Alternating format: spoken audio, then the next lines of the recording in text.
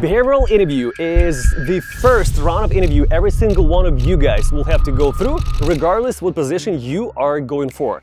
And on today's video, we're going to go through probably 20, the most popular behavioral interview questions in the world of QA, dev, etc. And they're going to be coming from the HR who's working on a European and a US tech markets. And she has quite a few years of experience. But regardless, before we get started, let me quickly remind you, who am I? And then we're gonna kick it off.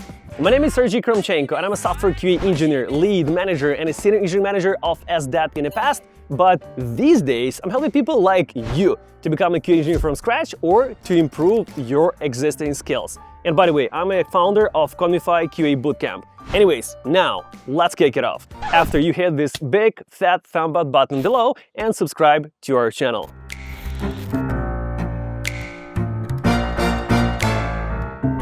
Finally, we are making it happen. Thank you for joining us, Alina. My pleasure. And by the way, guys, let's have Alina introduce herself, even though she's not the first time here. We do have about 3 videos with her, but by the way, you can find them right there. But anyways, can you please introduce yourself and tell us, who are you? Sure.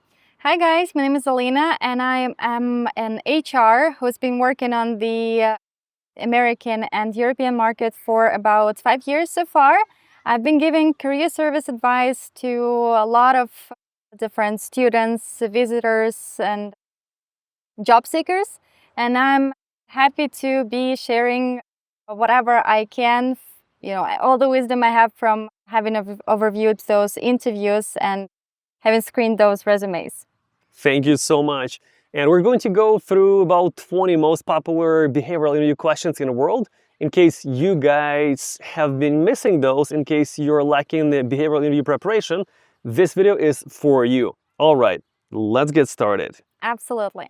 So, generally the behavioral questions will a lot depend on the very first question. Tell us about yourself. Absolutely. And I'm going to speak on the perspective of the person with 5 years of experience. Let's say I have more than a decade, but on average, I assume you guys will have an average about 3 to 5 years. So let's kick it off with the 5. So my name is Sergey Kromchenko. I'm a software QA engineer with about 5 years of experience. I've been doing both manual and automation testing, and I've worked for small startups and for large enterprise companies, which did allow me to wear a lot of hats in a startup and to learn how things are supposed to work and how can they scale in a right way in a large corporation such as Verizon, for example. And lastly, I've been working, let's say, for Verizon. I was a QA in a team of 5. I've been responsible for writing manual test cases, writing test automation for the user interface and for the API functionality. And I've also got introduced into CI/CD. Let's imagine I just got introduced to it. So I can also set up a pipeline from scratch in case you guys would like me to. Wow, that's a great deal of experience.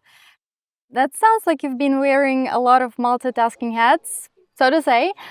What would you be most proud about your experience? Most proud of? That's a great question. By the way, if you are interested to become a software QA engineer from scratch to improve your existing skills, or learn how to build AI from scratch or AI workflow, I'm running quite a lot of courses, and some of them are for one week where you can learn basics of it. You can learn how to answer basic interview questions and even get an internship in a US-based startup for a whole week. The links for those courses are right below this video. What would you be most proud about your experience? Most proud of? That's a great question. And from my experience, I did have quite a lot of things to talk about. You guys will have your own. One of the things that I've learned within the 5 years of my first 5 years of my experience that I should probably talk about is working under very strict deadlines. When I joined Verizon, I had a case that I actually was replacing an SDET who was working in the teams who were responsible for the multi-million-dollar contract with one of the 5 largest companies in the world. And that guy was gone, and I was on a call. I had to tell them how soon we would be able to automate new functionality that our company did implement for them, for their white label product. And I didn't know what to say, so I said, you know what? Let me talk to my senior management and I will get back to you next week. And within a week, I was trying to get a hold of that guy because he was responsible for things that were supposed to be automated, and if they didn't get automated. So what I did within a week, I've realized that I have to do it myself. I have never done it in the past. So I've jumped into automating user interface in the combination with the backend with the API. And also I did set up Jenkins pipeline from scratch, which I never did in the past in my life. And within a single week, I was able to, number one, get started in a pipeline for this multi-million-dollar customer and I gave them a clear timeline that I will be able to finish automating this functionality within the next 3 weeks, which they were super happy about. Wow, that's something I'm very happy about to hear. To be fair, I just want to stress out to underline such things as ownership of the task, of the responsibilities being held, of the proactivity, looking into the solutions, not just going to the management and claiming that there is a problem that has to be solved, and at the same time, awareness of how important the client is, a multi-millionaire company or multi-billionaire, you even said. So that's very, very nice. And also, as the structure of the answer, it's very cool to use the STAR method that Sergey has just used, represented the situation, the task that he has assigned to himself, apparently, thinking of that's the solution I'm gonna take, this is the stuff I'm gonna say to the customer, and then the tasks that he's accomplished and the results. That's quite amazing. Thanks to Alina, I've learned what STAR method is. Honestly, I've been in the world of QA for about a decade. I've been mentoring people for a long time, and I always taught them how to answer by utilizing STAR method without saying what STAR is, because I had no idea what STAR is. But I was just using this STAR method since I thought it's the best way to give an answer. Oh, it's quite cool that you came to it yourself, That's quite beautiful. Okay, Sergey, one of the, most frightening questions, what would you consider your weaknesses? And by the way, some of our subscribers did ask me to help them to improve their English, as the majority of us were not born in the US or in English-speaking countries. So especially for you guys, I did open up a new YouTube channel called Sergey Speaks. And you can find a link for it right below this video. Let's continue. What would you consider your weaknesses? An amazing question, and honestly, I think I got the best answer possible. You guys tell me if you have the better one. When I was getting that job with Verizon, one of the guys, so the last round of interview, 4 people sitting in front of me, and one of the guys sits like this and asks me, okay, so can you tell me, what is your greatest weakness? And I was like, all right, you gave me the tricky question, and I'll give you the tricky answer. We all have weaknesses, or at least we had. And I did work on mine. I used to not be able to say no, and I would get overwhelmed with the amount of work that I had to do for other people in order to help them out. So I did overcome that weakness, and now I no longer have that issue. Honestly, I don't even know which weakness I possibly do have now, but if you really want to find one, I can give you a phone number of my ex-girlfriend. She'll probably give you a few. You don't use that one on the interview. They did hire me afterwards. Well, that's a risky one, but that's a cool one. In terms of personality-wise, if that's the culture you're bringing and that's the culture that your employer is looking for, that's actually quite a winning one. But I have to be careful. Exactly. I did see that the guy was smiling. He was kind of laughing when he was asking me the question. So that's why I said, you know what? You gave me a tricky question. I'll get you a tricky answer. Yeah, that's quite cool. But you have to connect with the hiring manager. You have to also read the room. But that's a very cool one. Let's think of maybe some other examples that we can use in case, you get busted with that one. Absolutely. That's a good point. So a lot of our students answer the question. Let me try to remember what could be their weakness. Sometimes they joke about having to drink too much coffee in order to get started. We all do. Some people, majority of people are actually giving the answer that they are getting too deep. They're too detail oriented. They're jumping too much into testing details, and they're not being able to stop. So they work overtime. And probably, as you will say, that's not the good answer, because you're saying, oh, I'm so good that I'm testing too much, right? Yeah, I mean, being too hardworking is also can also backfire you at some point. So it's always good to have this limit and to feel what is, the limits you can actually go to. I would suggest that at this point, if we are talking about the tech positions, you don't have to do the big presentations, so you can use that as one of the weaknesses to name, but we are talking about public presentations. Just presentations, we're using them every day. We are talking in Slack, we are representing the information in front of the team, and we are also reporting to the manager, and you have to know how to shape that presentation. So that's one of the strengths that you can use at the job interview. But if we talk about weaknesses, I mean, in the previous interview, you could check that we can also look into tech side and see what technical points we can bring to the table, which are not super core to the role, but something that you are currently working on, and you can name that one. And also, if you're just at the beginning of your career, you can use delegation as one of those points, but always make sure to bring it to the table that you are currently working on this one. Absolutely. And actually, you brought a really good idea that I never thought about. Whenever you're going through an interview and you're not good at interviewing, you're getting nervous, you can say, hey, my actual weakness you can probably see right now, that I usually get stressed out whenever I'm going through an interview or for the first time talking to people about something important that I never talked about before. That's a very, very good one. And you can always communicate the state. You can always say that you are nervous because you care, you really want this job. And people will really understand it. If that's your manager, they will accept it. Exactly. Let's talk about your strengths. Sure. I bet you have a lot of them. Absolutely. Yeah, every one of us has strengths, and one of mine, the biggest mine probably is doer and achiever. I like to do things, I like to achieve things. And that example with one of the largest enterprise companies in the world, that was about jumping into the cold water and doing the hard work yourself. And that was fun. I like that. I like getting results. I like the feeling of achievement. So I did enjoy jumping into something that I've never done before and getting it done within the strict deadlines. Oh, that's very cool. Can you walk us through any example of the challenges you faced in that role? And that, absolutely, doing things for the first time requires you asking a lot of questions. So I had to ask specialists in a particular parts of the application I was working on, such as creating pipeline for the first time. I had to talk to someone from a DevOps team after I'd done my homework, and I would get stuck. Sometimes I would have to ask them if I would not be able to resolve the problem on my own.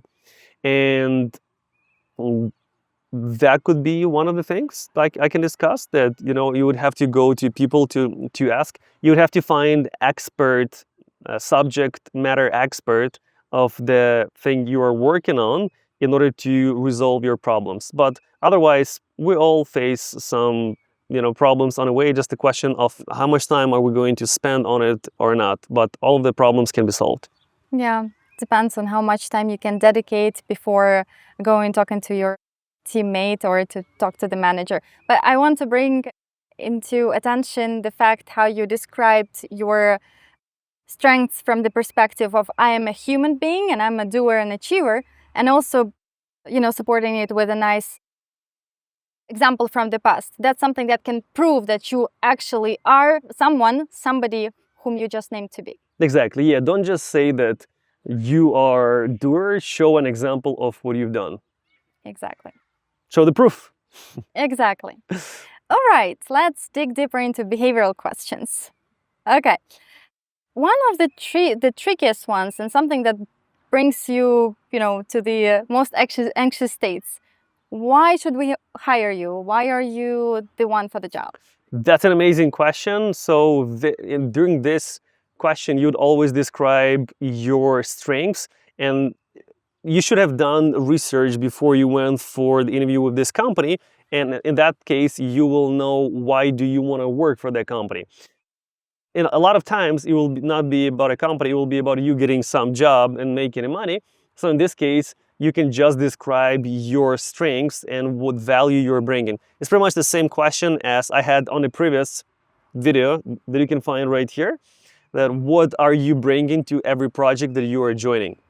And I bring my expertise, especially the expertise in the user interface automation, in backend or API automation, and in the building scalable pipelines that I've previously done in the past. So it seems like, let's imagine you guys don't have any QAs at the moment, and you will need someone who will build a strong base for the future team scaling, and I'm definitely the person who can help you with that. Sounds perfect. Sounds perfect. And why exactly our team? What do you like most about our company? Why you've decided that you're good for this particular job? A great question. So usually you should do, let's say it that way. Always. You should do the research about a company. You would know what the company is working on. And if this company, for example, is an electric car company, it's all about the future. I'm very passionate about self-driving cars, electric cars, and I have actually driving one myself and I love it. And that's one of the reasons I would love to make them even better. So I could be on the edge of tech. I could play with and test and verify the quality of those cars that I'm driving myself. Very, very cool. This is actually one of the points. Should you bring hobbies into your resume? Should you list them? And if it's something that's, correlates to the role, definitely, absolutely, you should list it down because it shows the intrinsic motivation to be working in this field and this specific company, so to say. And that's very, very cool. And at the same time, do the research of the company. And I have a little hint for you.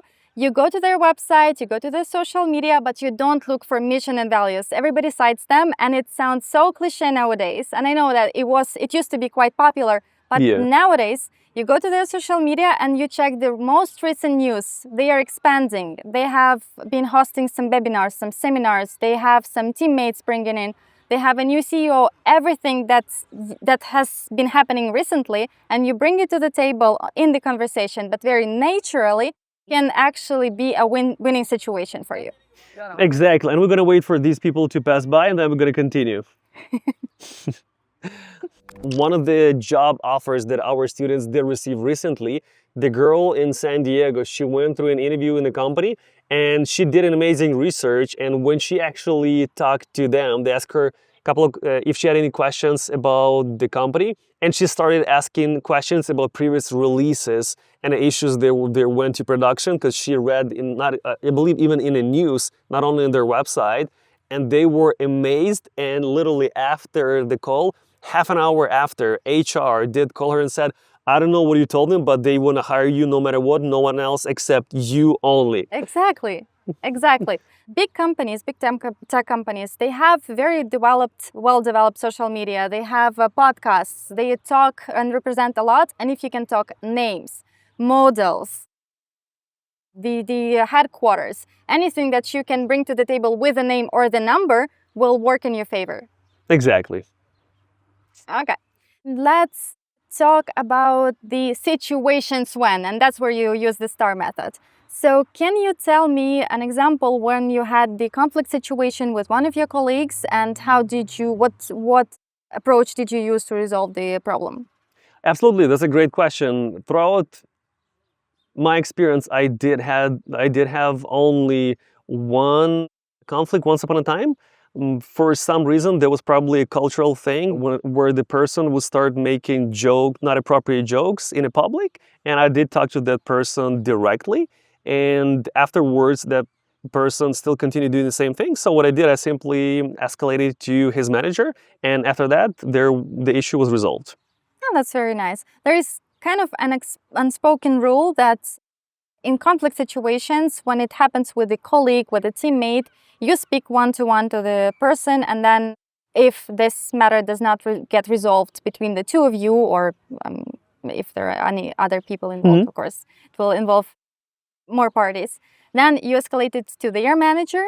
And if it's something with your line manager, then you can turn to HR or their line manager. It's kind of an unspoken rule, and that's what they expect you to be, like the scheme they expect you to be following during the job interview.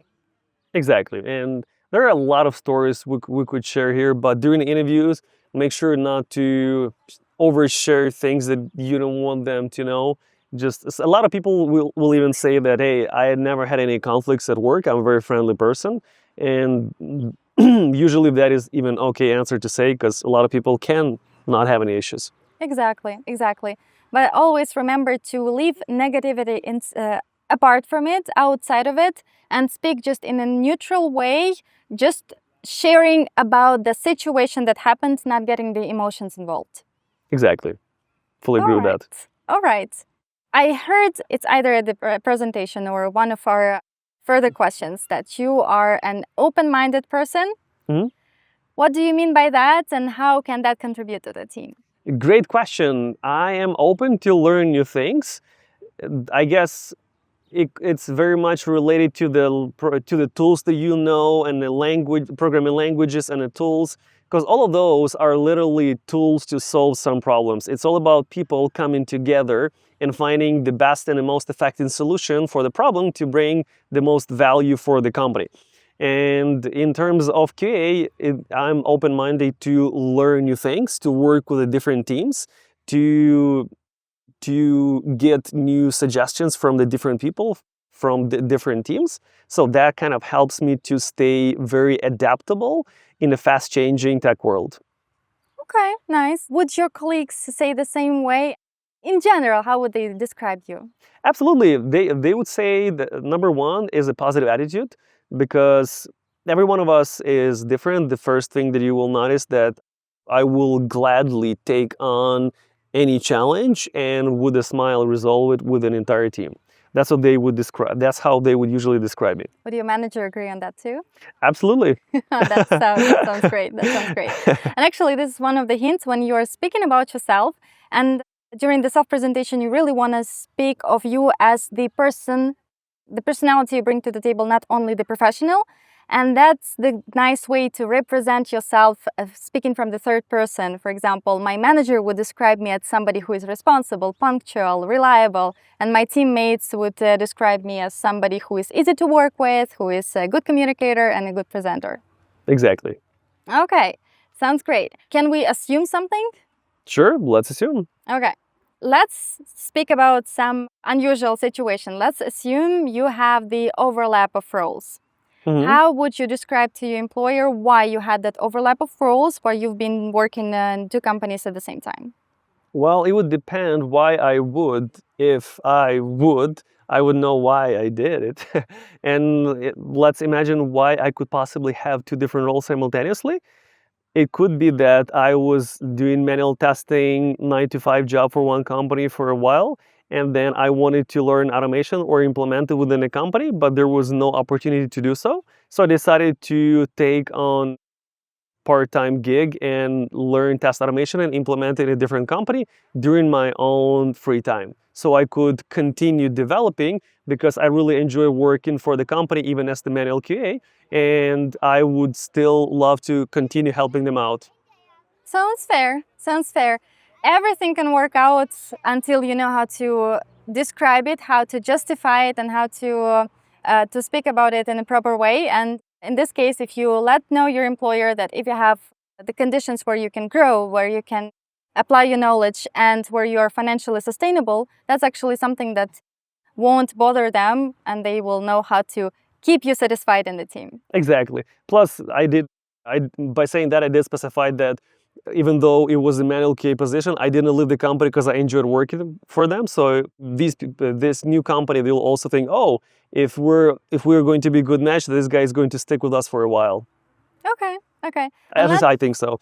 That's a great answer. I think I would do probably the same way. Let's assume there was a gap in your resume. What possible reasons can you name, and how would you justify them? Sure. I mean, if I would have, I would know. But generally speaking, it could be a long vacation. It could be a vacation. It could be some personal reasons, some family emergencies, or whatever that is. I did not have anyone so far, but probably if I would, there would be something very important, such as family or vacation that I needed because of something happening in a life. Yeah, that's also fair enough. We can also be pursuing a degree, getting educated, or simply being on maternity, paternity leave, which happens all the time. As long as you can justify it, and maybe you also mark that gap with a specification why you were absent, why you have that gap in the resume. but as long as you can represent it in the way that it was for your own good and you were still developing yourself personally and professionally at some point to some extent, that can work out for you. Exactly. Okay, if let's say we get the offer signed, how quickly can you start? Great question. I would prefer, I would like to give my company 2 weeks notice so I could finish all of my projects and transfer skills needed, and then I could definitely kick it off in 2 weeks. Great. This is something you don't want to neglect because we all want to jump into the new opportunity and we're all open to something new, exciting happening. And we also want to be greeted to the team as soon as possible, but make sure to bring it to the attention of the new employer that in case you were leaving the company, if you were to, you would still give them the notice and be responsible about the notice period that you have on your contract. Even if the contract does not say that it's obligatory, you still don't want to add it and cut it so quickly. So make sure to let them know that you need to talk to your boss if you're currently employed to make sure they are also not left without any notice. Exactly. Okay, one of the most sensitive questions. What are your salary expectations? What is your compensation expectations? That's a great question. So I'll give you a story of STAR method, but that's just for people who's going to be watching us, not for HR as an answer. Usually you should, and that's what I usually tell our students, you should ask them for about 20% more than you're making right now. If you want to get a good looking raise, or even 25, you will feel it. And it depending on a situation, just like the one I'm going to talk about, you could even ask for much more. So once upon a time, I was making about $80,000. And then one corporation knocked on my door on LinkedIn and said, hey, your profile look amazing. You know what? Let's go for an interview. And I said, well, sure, let's do that. Although I did not want to leave my company, I went through the interview just for fun, just to see how much I can get. And I went through all the rounds of interview. I got a job offer. They asked me, okay, how much do you want? I said, well, $100,000. Because I knew that they will not give me $100,000. So I would stay safe in my lovely startup. And they said, sure, not a problem. And I was like, holy moly, I got a 100K offer. What do I do now? I went to my manager and I told him, yo, Simon, I got an offer from another company. I didn't want to leave, but they found it on LinkedIn. They knocked on my door. I don't know what to do. They are giving me 100K and I already went through interview. And he was like, don't accept an offer. Give me 2 hours. He comes back in 2 hours and he tells me, okay, we're going to get you $92,000. Think about it, $92,000, you stay with us. I know it's not 100, but you're getting 12% raise or whatever that is. That's a lot. We never give such a big raises. I was like, okay, that sounds very close on the edge. 92 in a company that you love, little startup you've been for a while with, or some very namey big corporation which you might hate at the end of the day. So I did go back to the company, told them, okay, my startup offered me $105,000 if I will stay with them. And they were like, okay, hold on, give us 2 hours, don't accept an offer. We're gonna get back to you. 2 hours later, they come back to me and they say, okay, we're gonna match this offer. We're gonna give you $105,000 if you will go with us. Think about it. You wanted to grow, you wanted to learn new technologies, it's right here. In your company, you're gonna stay the same, you're not gonna learn much. I was like, sold. So I did get that $105,000 after just amazing. year and a half of experience working in QA. That's amazing. Yeah, unfortunately, there's such an unspoken rule as well that changing jobs, you get bigger raise and more, frequent raise than staying in the same company. That's something for HRs and for managers to think about. Yeah. But yeah, that's something that unfortunately is happening. But most of HRs would expect you to name the range. And here you can also work them out in certain way, asking what their salary range is. They have their answers in mind and a little strategy on how to speak to you and get the answer from you. But you can also play around, and some HRs, they still crack. So you can still get the range. And remember, in some states, it's illegal not to mention the range Exactly. in the Like job in California. description. Yes, exactly. Or if you ask an HR, they have to tell you about that. But fortunately, for example, for Europe, it doesn't work. So in this case, you can ask them for the range, and you can push them that they still have some budget in mind for the position that they have reviewed. But if they were to push you and you have to give a number, you can give a range like this, naming the lowest at what you would be comfortable with, because there's still a room for negotiation. Exactly. So you don't go lower at what you can actually afford. Exactly. And one of the strategies that the guy on this interview picked, by the way, he's doing really well these days. He's working for Ford Electric. Before that, he worked for Canoe. And he's our student in the past. And he usually says that, hey, I don't tell them that if they ever ask me for the salary expectations, I usually say it's not about the salary, it's about the whole package. So can you please describe what the range that you have and a package that it includes, so I could kind of see and find out what would be the good salary for me, including the set of benefits that you guys offer. So in that case, you got the hot potato, you're like, hey, take it back, and now talk about it. Wonderful. Yeah, that's the game that we have to play. That's the rules to follow. But if you know how to do that, you can do that. Okay, nice, wonderful. Now, we're going to ask Alina how to create the best resume for the company that you really want to join. So you guys would know that little secret. Yeah, so nowadays there is such a term that is being known around. It's ATS-friendly resume. So what ATS is an applicant tracking system.